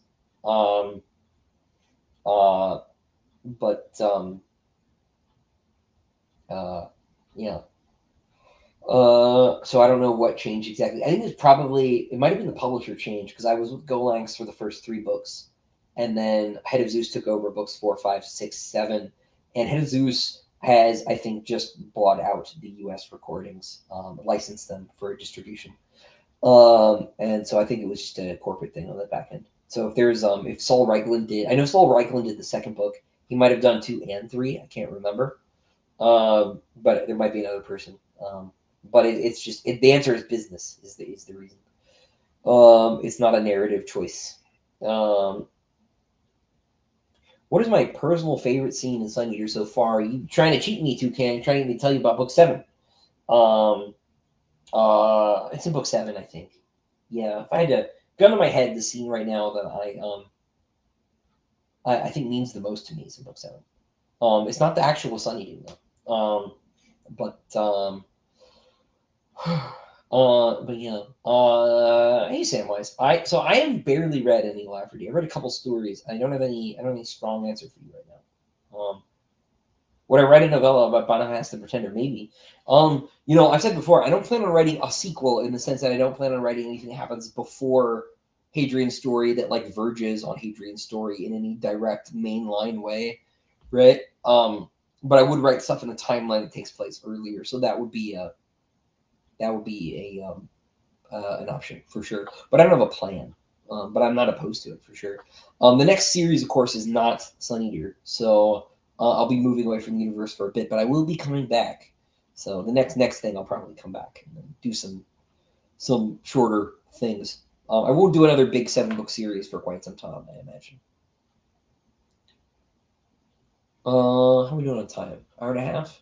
Everybody's sleeping downstairs, as far as I know, so I can keep going. That's good. Do, do, do, do, do. Just started Sun Eater series 2 weeks ago, and I'm loving it. Will there be any deluxe versions that have a map on? The Diamond Edition has a map in it, and the Anderida Books edition that's coming out in September will have a map in it. That's Anderida, Anderida books.co.uk. There are going to be 1,000 of those. It is a limited edition. And the folks who've been buying into Andorida's done a bunch of short stories and things will have first shot at, I think, the first 750 of those. So the window on getting in on that is pretty narrow. But if you want to get a shot, I would go sign up for their newsletter, Sharon. And that is going to be just an amazing edition. I'm really excited about it. Kieran Yanner, who does the US covers, did a new cover. He did like a full wraparound that's like a scene. And he did a bunch of interior illustrations, and there's some new material. And just Rob is just so good at his job. That book's going to be beautiful. So you should totally check it out. And he charges like half of what he could for them too, so it's a very good price. The shipping is hard if you're in America. It is a UK based company, but if you can stomach the shipping, the cost of the book is not so bad. But I think all descendants of ancient civilizations have great cuisine. I don't know a national cuisine that I dislike on principle. I don't think it exists. But I agree with you. Food is food. All food is good, but all food can be very bad. So you know, Sam Rugen is fantastic. He's great. He's done all the US ones. So there is a recording of books 1 and 2 if you were to get your hands on a US copy of the audiobook that he did as well. Those do exist. Yeah.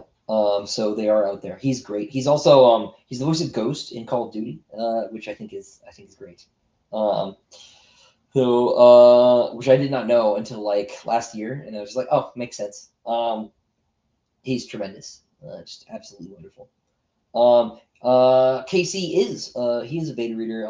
Casey really he's more than a beta reader though. Casey is like my he's like keeps everything straight for me. He like corrects continuity errors and stuff. He started doing that. So if you find one, it's not his fault. It's still my fault. We're in the process of picking them all out. And he copy edits things for me too. Casey's the man. So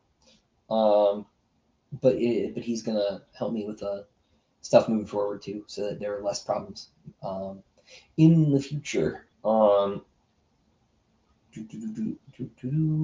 I briefly explain some of the main world Sunny influences government, like in terms of culture? I mean, obviously the empire is sort of broadly Roman. Really, I was thinking more late Roman, like Eastern Roman, in terms of how their government works, because it's got the sort of semi-feudal thing going on, which is more of a feature of later sort of Roman governance. Although it's got some just sort of Western classical medieval feudalism influences there too.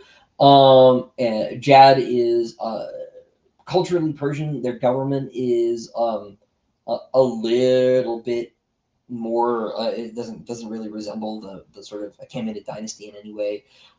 They have like a they look more like the Holy Roman Empire in terms of having elected princes, but they elect a first among equals of the princes, and they've always elected the same family, basically. So it's a little bit different than the Achaemenids. The Durantines are broadly based on like Venice at the height of its sort of power, so they're very small but very influential state, mostly for financial reasons.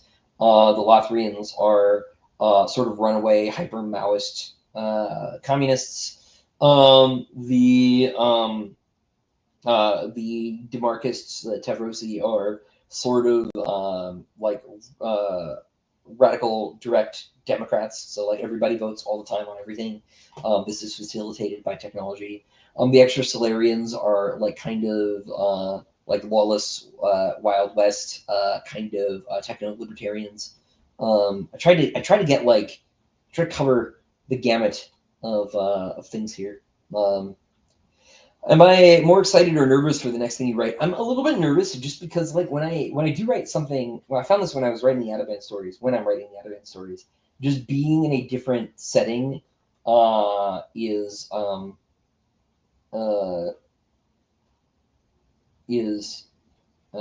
different. It's just I've done so much in Sun Eater that going somewhere else and like sort of like relearning how to write. And I think once I crack that, I'll be fine. Because I want the sort of stylistic character of this to be very different. And I've been thinking about how, and I can't give you any details about that. I can say again, the like one thing is that I think that fantasy books are too long. I think the books are too long. And one of the reasons this is the case, I remember I was talking to, his name was Matthew, when I was in Houston last year. I did a talk at Houston Christian University, and he was talking about how he thinks film has unduly influenced literature and has made action sequences very cinematic. And I think he's right because I've been rereading the Conan stories. I'm in a perpetual state of rereading Conan because it's really really really good actually, right? Like Howard is supremely underrated, I think. And because everybody, I think the default stance, if you haven't read Conan, I think the default stance is to scoff. Don't scoff, unscoff, go read them. Go read Tower of the Elephant. It's a masterpiece, right? It's absolutely brilliant. And he can do so much in 10,000 words that I can't do in 100. And I want to sort of have a think about that and sort of reorient my writing so that I can tell a bigger story in less paper with the new thing. And what that means for my writing and the style of writing is something I haven't quite got my head around yet. But I really, really want the new thing to be its own thing. So, how does one obtain early access? Casey's kind of a special. It's kind of a special case. Kind of a special case. So, yeah. Let's just leave it there. Yeah, he's Ghost. I'm glad you all are as excited as I am. I thought it was great.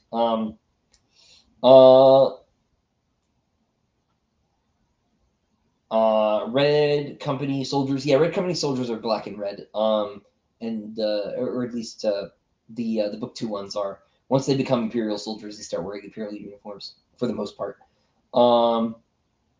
Will the other books get a deluxe version like the first one? Yes, you're talking about the Diamond Edition. Yeah, I'm working on book 2 now. It's just the artists move real slow, and I didn't want to change artists. I didn't want to change cover artists in particular, and I'm still waiting on 2 pieces from James, but we're getting there. It's on my to do list now that book 7 is done. Do I agree with Rukin's voicing of the characters? So I think that Sam is great, but I do hear certain characters differently. Valka's accent that he does is not at all like I imagine her voice, which is not a dig on his performance. I think he's great. I didn't give him performance notes on any of the voices or anything like that. It's just that's not how audiobooks work. But there are characters I hear very differently. Doriaika is I've never actually heard the Doriaika voice because I have a very hard time listening to my own audiobooks. It is a very strange experience. You think it's weird hearing your voice on like recordings. It's a lot weirder hearing your voice in someone else's voice on a recording. It's a very strange feeling.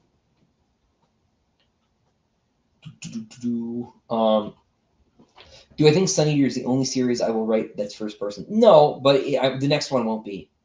The next one will have more than one character for sure. I won't say how many, but more than one. And neither will be first person.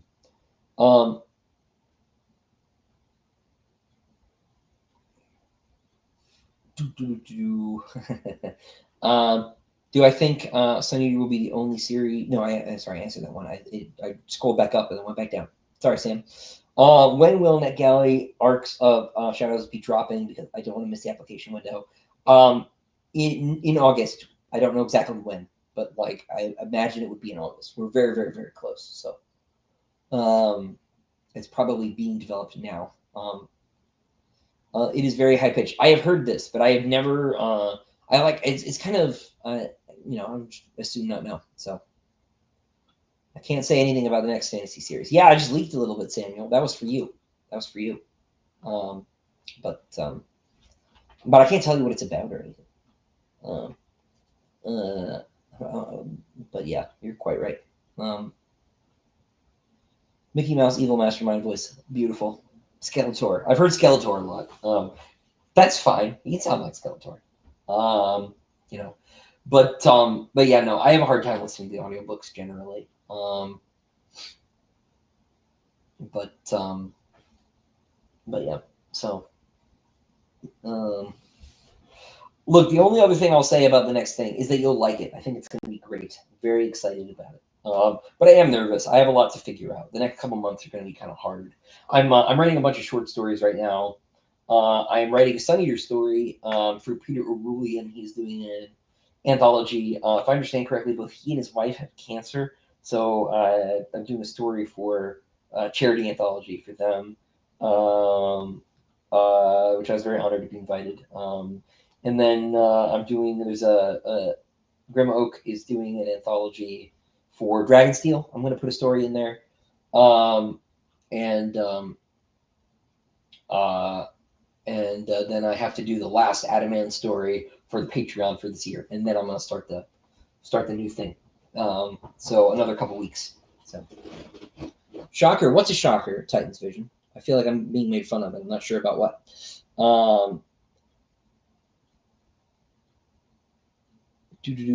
Is my wrist okay from signing so many books? I worry too. It's fine. It's fine.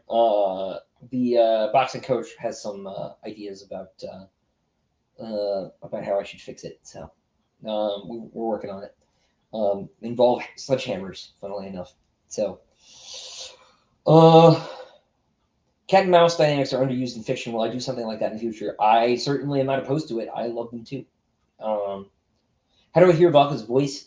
So I couldn't possibly attempt it, but like her culture is, as I say, partly sort of Scandinavian and partly Southeast Asian. So we need to figure out we need to get someone who's much smarter at this than me to figure out what a Icelandic Thai person would sound like, and then go from there. So, um,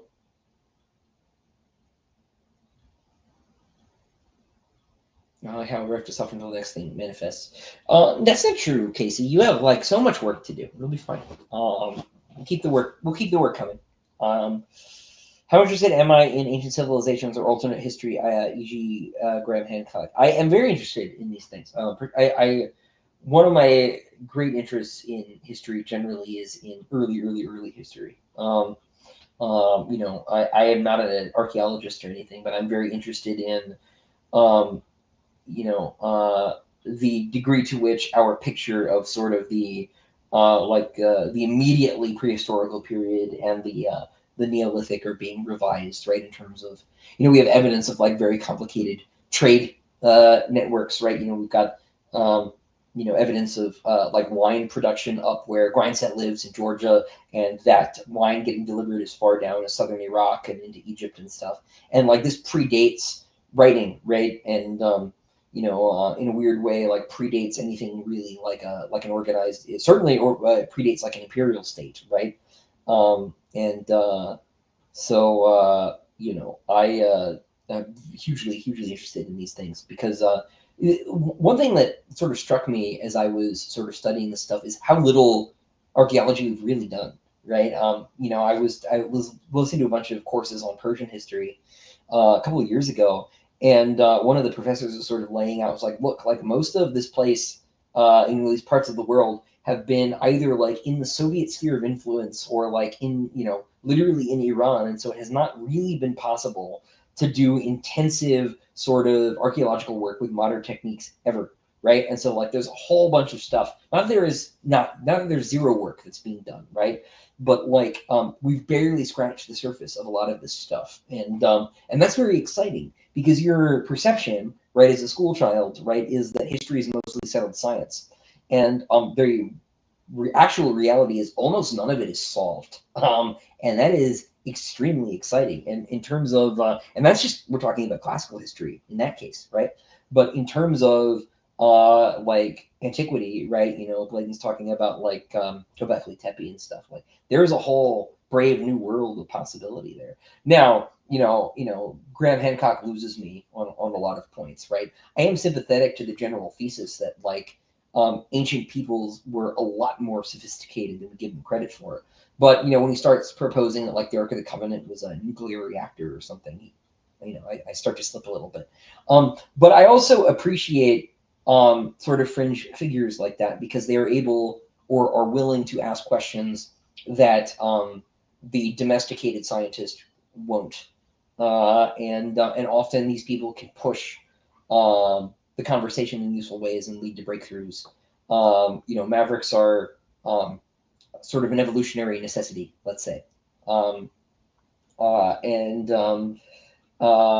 that's very exciting. So and now, of course, for me as a fiction writer, the crazy stuff is like that's all grist for the mill, right? It doesn't have to be true in science fiction, so that's okay. So I find these things very interesting. Again, whether or not you believe any of it is another question. But there are questions worth asking, right? So these are questions worth asking. How bad are my first drafts really? Honestly, I think they're pretty okay. For example, Demon in White was really only copy edited. We fixed the grammar and that's about it. The books that were the most heavily revised were the last two, and they were mostly cut. There were some things moved around, but it's the last two and the first one were the most edited books. But Howling Dark and Demon in White are virtually unedited, particularly Demon in White. I had 2 weeks to turn it around, and one of those weeks was my honeymoon. Fortunately, my wife likes to take naps, and I like writing, and writing on a cruise ship is fine. So, but there's very little revising that happened on book 3. So that's like as close to a rough draft as anything. And people really like that one. I had a lot of anxiety about Demon in White for this reason. It turned out to be okay. But most of my short stories are similarly like more or less only copy edited. but that's partly, the outlining is very helpful, right? It sort of does a lot of the work. My goal is to rewrite as little as possible because I detest it. Um, but I don't love rewriting at all. But yeah. Um, let's see. Do I have a world building pet thing in Sun Eater that I want to talk about? Couldn't fit into the story. Not that comes to mind. But that is an interesting thing to think about. If I come up with an answer, I'll let you know. Was Hadrian throwing the remnants of his sword based on Severian throwing his what remains of Turnus Est into the lake in Sword of the Lictor? No. No, but I could see why you would think that, but no. Um, uh, but I obviously love Book of the New Sun. Very fascinated with Middle Eastern history. My favorite historical figure is Cyrus the Great. Cyrus is also awesome. Yeah, no, big Cyrus fan. It's really hard, right, in reading about the Persians to not realize that Frank Miller is a liar. Which I say affectionately, because he's of course also a genius. But like the Persians were pretty great, actually. Too. And like Cyrus and Darius. I mean, you have two of the greats back to back. Like that never happens, right? And they're both like objectively pretty wonderful monarchs. Like actually, right? Xerxes also not terrible. It turns out. Just had the misfortune of going up against the Greeks, who then wrote about it forever. So.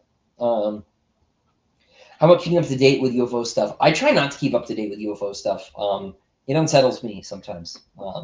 It feels like something's going on, but I don't know.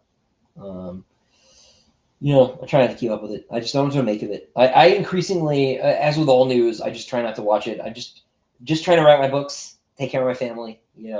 Current events, not my scene. I try to stay out of that. Because the reality is the news, I think, and social media have fooled us all into believing that we can do anything about any of it. Like I'm not the president, right? You're not the prime minister of whatever, right? We're not going to do anything, settle anything in this comment section on the stream. Why fight about it? Who does that serve? It is funny that I wrote Demon in White when I was getting married. Yes, it is also dedicated to Jenna, so it is funny. I had the title before that ended up being true, but here we are. So. Inlines are fantastic. They're much, much shorter first drafts. Amen. Yep. Low resolution first draft. That is how I think about an outline. Yep. I feel fiction always paints AI in a bad light. Fair to do this. I am also nervous. But what are my thoughts about its capacity for good? And could it be used to solve many global problems? So it depends on like what you mean by AI, right? Because we need to separate what we have in large language models from what science fiction writers are positing in terms of artificial consciousness. They are very different things. I don't actually believe it is possible for us to create artificial consciousness from silicon. Like I don't think that any amount of ones and zeros are going to add up to a soul. I just don't believe that at all.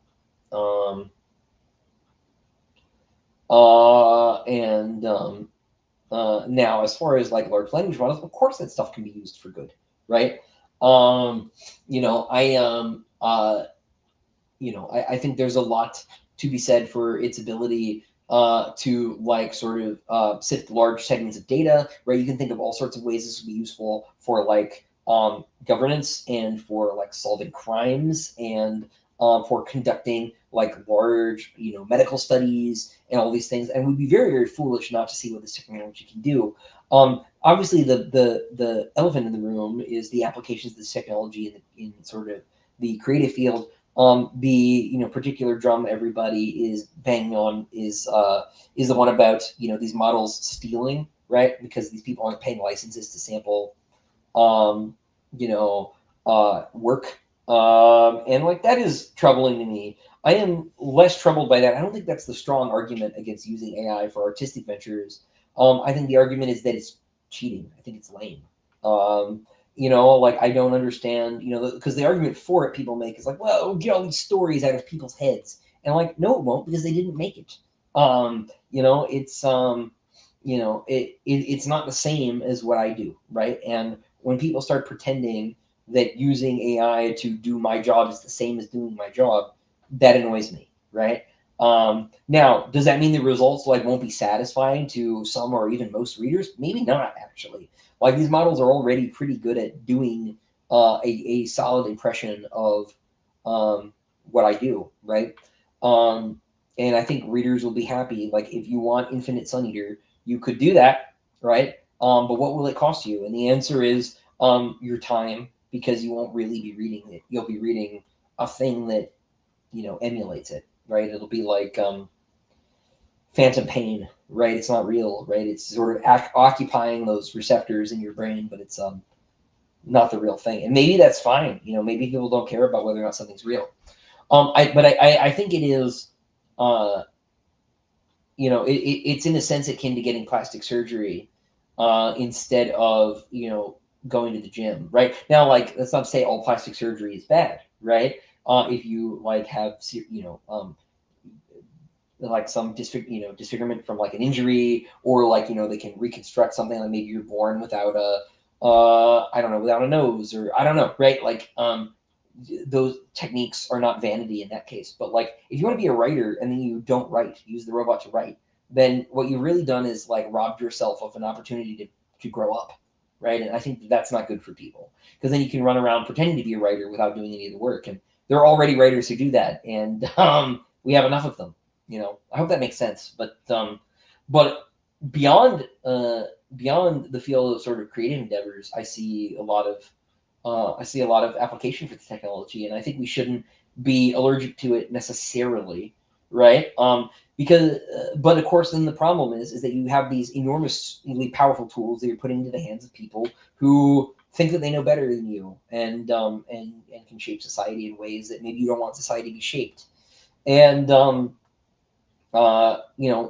course, the solution to that is to have better people using the tools. But like, what does that mean, right? You know, and of course, the wrong people are already in charge anyway, and the wrong people are almost always in charge. Historically, it's very rare that the right person is in charge. It happens, um, but it doesn't happen often. So the genie's out of the bottle in any case, and so we may as well use our wishes while we have them. But hopefully, you wish for something more than infinite sci-fi novels or anime girls. So don't use the AI for stupid things. Um, I guess is what I'm trying to say. I do think even creatively, I think there are applications for it. Photoshop has an autofill function. If you need to like stretch images for thumbnails and stuff, I think that's probably fine, right? Or James Cook, who did who does some of the card art, did the Diamond Edition cover, used it to animate one of his own illustrations. That seems fine to me. Hand-drawn animation is prohibitively expensive at this point, and if an illustrator now is freed up to iterate on his own illustrations, her own illustrations, and we can have more hand-drawn animation with machine assistance, that seems like a good thing to me, because I love animation, and we can't get enough of particularly the kind of animation I love anymore. I was talking about Cowboy Bebop being sort of the pinnacle of anime visually for me. I really think the whole medium has slid in terms of visual quality, because of the kinds of computer assistants we've had in recent years. But maybe this is an alternative to CGI, right? In a sense. Now it is still computer generated, but it is a different kind of computer generation, because you can use the technology to iterate on human images. Now it's not going to be perfect, but again, these things keep improving, and this is just one example. But I don't think you should use it to replace your development of talent. So, and I'm with you too. I'm worried about the ways that it will affect how people think, but I'm worried about. I'm worried about cell phones for the same reason. Looking at my children and children who are permitted at age 2 to have iPads, there's a big difference. So, um, uh, technology is not good for people in excess, myself included. I sit at this desk way, way, way, way, way too much for my own good. So, anyway, soapbox over.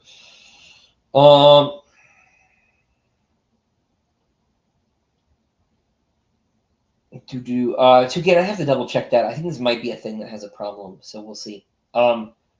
Diego Camargo, currently reading Conan and loving it. What's my favorite Conan story? Tower of the Elephant. Full stop. It's great. I love Black Colossus. I love Phoenix on the Sword. I love Queen of the White Coast, right? Like all the like obvious ones, but they're the obvious ones for a reason.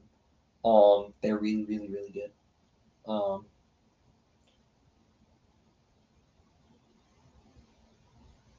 do, do, do, do, do. I'm with you, Casey. I am also disappointed how old Disney animation ceased to exist.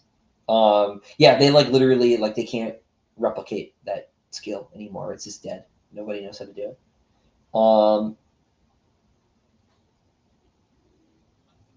My wish is for Yoko Kanno to do the soundtrack for Sun Eater. Me too. That's yep. If I could, that's my one request. Yoko Kanno to do it. She's like, I legitimately think she's the greatest living composer. I've said this before. She's so versatile. She's so good at everything that she does.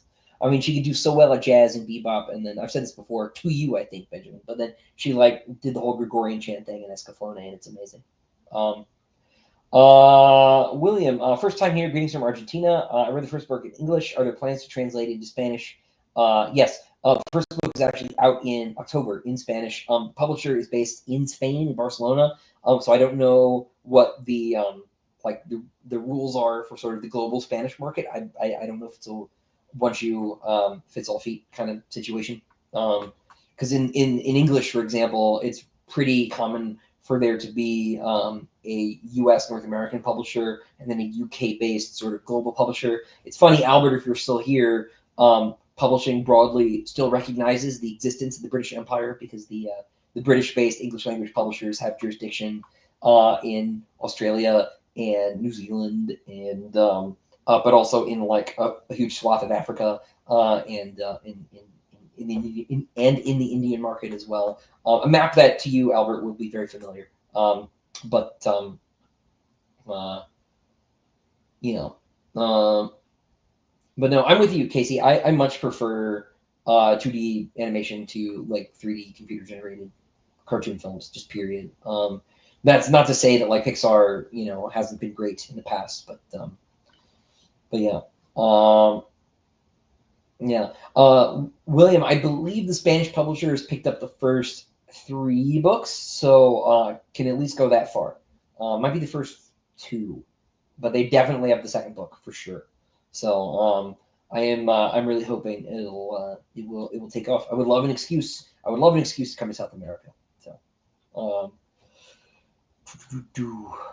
let's see. We are at the 2-hour mark. I will do like 2 more questions and then I will cut and run because I may have some folks visiting before too long. Harry, it's nice to see you. What else should I say? Should I say anything? Is there any updates I should be giving? I said at the top of this, so if anybody came in later, book 7 is done. I have to review the page proofs, which essentially amounts to rereading it one more time. But that's it. I don't have any more writing to do. I am losing my mind trying to learn all the various deluxe, diamond, obsidian, platinum versions. Okay, so there are yes. So there are basically in English there are basically 5 versions. There's the DAW like normal hardcover. There is the UK Golanx normal hardcover. Of which both of those there are like a couple of different printings and things. Like DAW is putting out a deluxe edition of book 1 shortly, but they may only do book 1. Like we'll see, right? But there are the 2 standard editions. Then there is the Diamond edition that I put out, which is called that because Steve's company is called Diamond Editions because his last name is Diamond. Then Amderita has an edition, and then Broken Binding has an edition.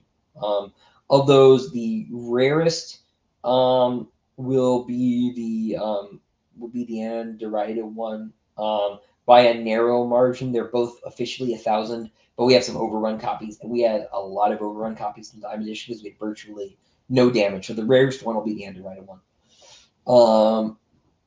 And that's the one that's coming out in September. I have heard that Claybscare was really great. I would like to play it. It's just I'm playing Elden Ring Night Rain a bit too much at the moment. But when I want to play a single player game again, that's probably next. But unless something else comes out and steals me away. But it is on my radar for sure. Hey Jacob, getting the end of Demon White and loving it. Curious about the shift from chapter structure moving from one scene toward multiple scenes per chapter. Was it for length? I think it was probably it's probably more of a like distance covered. So I have to look at it like on a chapter by chapter basis.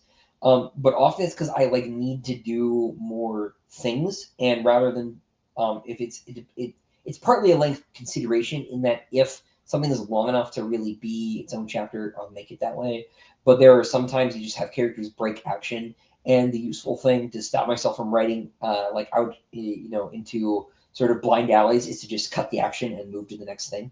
Um, so so yeah, usually it's there are a couple things going on. Hopefully that makes sense. Uh, Picked up Night Rain 2 days ago, and I'm getting my butt handed to me every run. You'll get over it. You'll get over it. I almost at this point when I'm playing. So I play with my brother and my friends, and we like almost never lose. At this point, early on it was a lot rougher, but you learn pretty quickly as map knowledge and stuff accumulates. I really hope they put out more than one map, just for variety. It's to the point now where it's starting to feel like muscle memory. We've been running a lot of Shifting Earth runs with the city in particular, and that's just the same. It's the same circuit every single time. Last question: do I like to write speech or monologue scenes? Yes, I really do. It must be the Shakespeare guy in me, but I love monologuing. You may have noticed we've been going for 2 hours, so not that this is really a monologue, but I've been talking a lot. So, but yeah, no, I do like to write. I do like to write monologues. There are a lot more in the later books. If you read just the first book, Hadrian's at his most demure, let's say, in book 1. But yeah, we'll wrap it up there. Everybody, thank you for tuning in. I'm glad I could sneak this in. It's getting late in the month. I was starting to worry I was gonna miss one, but we had a chance. We took it, so I'm very glad you spent some time with me on this Saturday afternoon. But I need to get back to it, so I will talk to you all later.